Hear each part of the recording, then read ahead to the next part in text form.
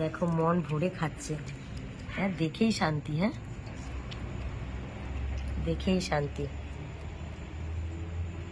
কিভাবে খাচ্ছে দেখো। খাও খাও খাও। ওই দেখো, দেখো বাবা কত খিদে পেয়েছে গো।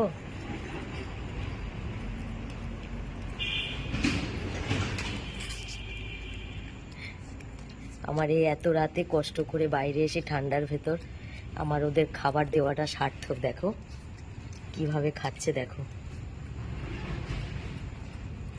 খাক, আমি চলে যাই, নালে বাদবাকিরা আসবে না, কারণ ওরা আমাকে এখনো তেমনভাবে চেনে না। বাদবাকিরা দূরে দাঁড়িয়ে আছে, ওই একটা। আরে যাই আমি।